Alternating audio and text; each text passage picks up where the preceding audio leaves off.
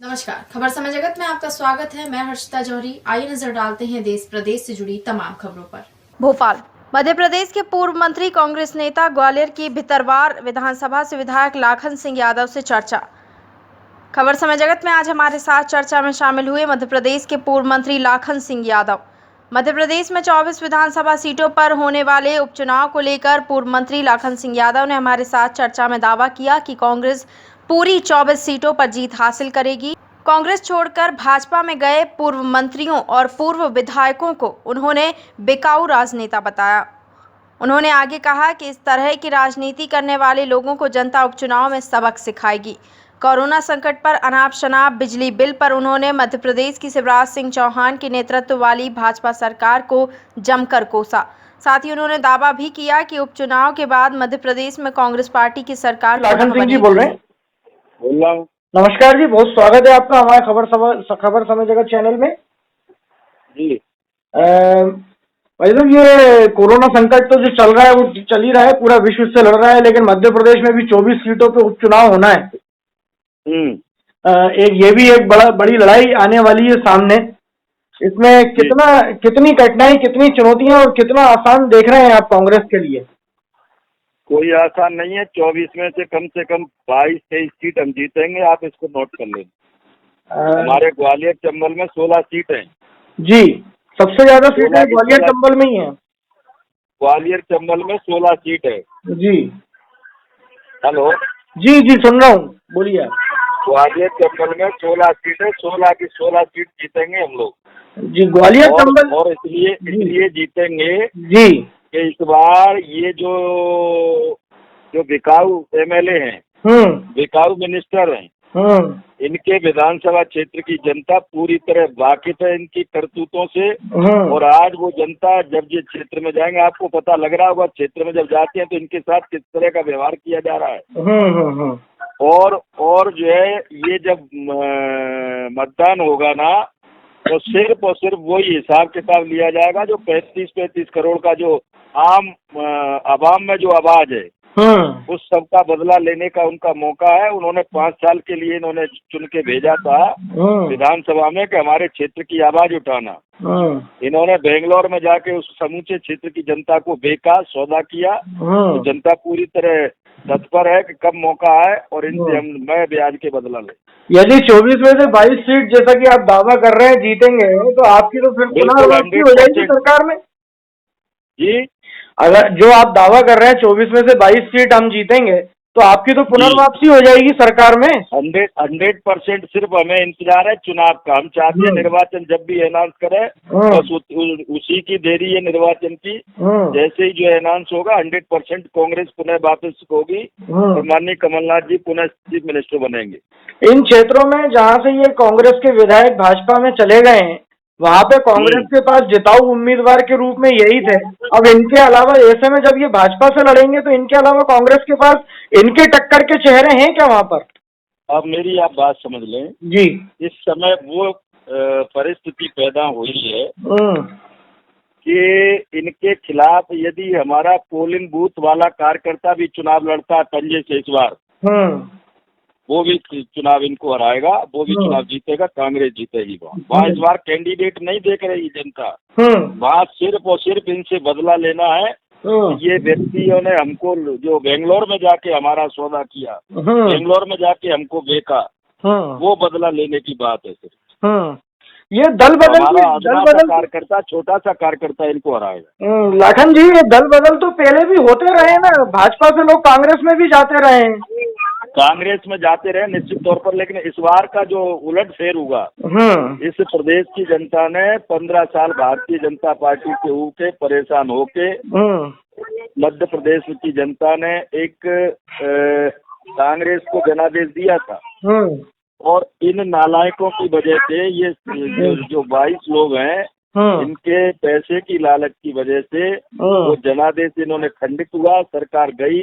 और उसका परिणाम है कि जो है आज जो हमारे प्रदेश की आम आवाज की जो सोच थी कि कांग्रेस मध्य प्रदेश में कुछ अच्छा काम कर पाएगी, पिछले 1.25 साल में हमें जितना काम करने का मौका मिला, माननीय कमलनाथ जी के नेतृत्व में काफी मजबूती का काम हुआ, किसानों का ऋण माफ हुआ, मैं उस पर भी बात करूंगा, लेकिन इसमें जो आप बता रहे हैं कि ये पैसे के लालच में गए, इन लोगों का कहना तो ये है कि इनको तो निष्ठा, ये निष्ठा के पालन में गए, निष्ठा व्यक्त है इनकी। तो ये हम नहीं बता रहे, ये आम आवाम की आवाज है और मीडिया की आवाज है।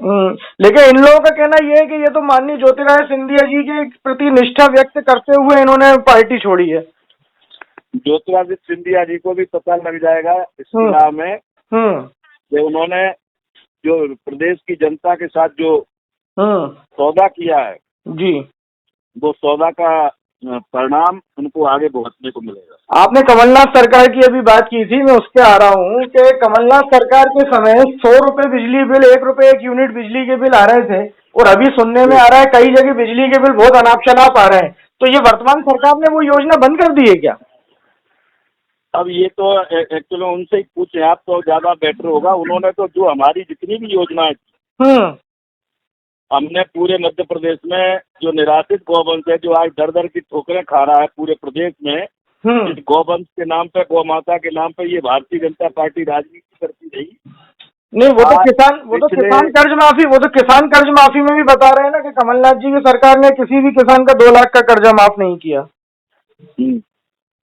आपके संज्ञान में होना चाहिए। हमने फर्स्ट फेज में 50,000 का किया था, सेकंड फेज में हमने 1 लाख तक का किया। तीसरा फेज जो हमारा चालू हो रहा था, तब तक ये बिकाऊ लोगों ने गवर्नमेंट को गिरा दिया, जिसकी वजह से रुक गया। आज पूरा प्रदेश का किसान, हमारी सरकार होती तो तीसरा फेज कंप्लीट कर चुके होते, 2 लाख तक का कर्जा माफ हो गया होता। और ये मजदूरों की जो मौत हो रही है, जो अपने घर वापसी और पलायन कर रहे हैं, क्या ये सरकार की चूक मानी जाएगी? सरकार मगरूर है, मजदूर मजबूर है, क्या ध्यान नहीं दे रही सरकार?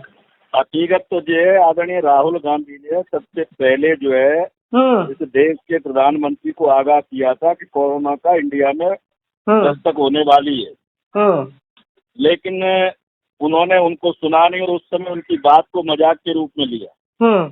आपको याद होगा जब मध्य प्रदेश में हमने जब हाउस के टाइम पे जब हम लोग मास्क लगा के गए थे कांग्रेस के सभी साथी, तो ये गृह मंत्री जो बने बैठे आज, इन्होंने मजाक उड़ाया कि ये कोरोना से नहीं, ये डरोना से डर रहे हैं। इस तरह की कॉमेडी अगर कायदे से ये, जब राहुल जी ने इसको पहले इस देश के प्राइम मिनिस्टर को आगाह किया था, उस समय यदि लॉकडाउन कर दिया जाता तो जो मजदूर जो देश के कोने कोने में फंसे थे, यदि 10 दिन के लिए इनको पहले से अनाउंस करके बोल दिया जाता कि आप लोग अपने अपने गंतव्य स्थान पर पहुंचे, तो आज जो जितनी मौतें हो रही हैं, आप देख रहे हैं रोडों पे, महिलाओं की डिलीवरी चलते रोडों पे हो रही है, आप पूरी स्थिति देख रहे हैं।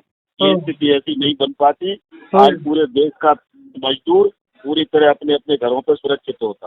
कांग्रेस पार्टी के कई नेताओं से हमारी चर्चा हुई, जिनमें पूर्व मंत्री भी शामिल हैं। उन्होंने भी ये बात कही कि लॉकडाउन थोड़ा और पहले होना चाहिए था। तो हमने जब उनसे पूछा कि इसका क्या कारण रहा कि लॉकडाउन पहले नहीं हुआ, तो उन्होंने बताया कि शायद सरकार गिराने और पलटने में व्यस्त थी बीजेपी की।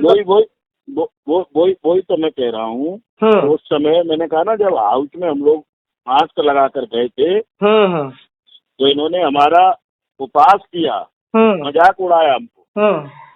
इनको सिर्फ और सिर्फ ये चाह रहे थे कि कैसे भी करके 10 दिन में, 5 दिन में गवर्नमेंट डिजोल्व किया। उसके और गवर्नमेंट डिजोल्व होते ही ऐसा कौन सा आगे जो कोरोना तेजी से आगे तो लॉकडाउन कर दिया।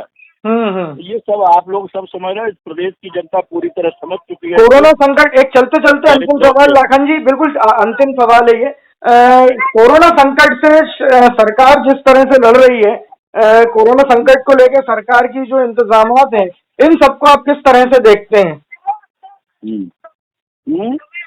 कोरोना संकट को लेकर सरकार के जो इंतजामात हैं, सरकार की और प्रशासन की जो कार्य प्रणाली है, इसको आप किस तरह से देखते हैं? कहाँ तक संतुष्ट हैं? कुछ नहीं है, पूरी तरह फेल है, 100% फेल है। अभी इस समय मैं रास्ते में हूँ, गुना को क्रॉस किया हूँ, शिवपुरी और गुना के बीच में। लोगों की बहुत बुरी स्थिति है।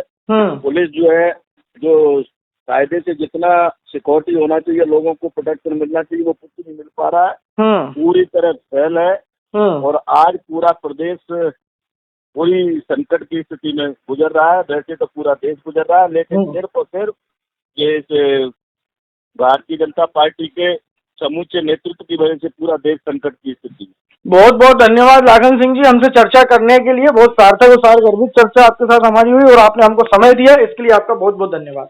थैंक यू भैया, थैंक यू। उन्होंने और क्या कहा, आइए सुनते हैं। खबर समय जगत के लिए भोपाल से संदेश नेमा की report. For latest news, subscribe to our channel and press the bell icon.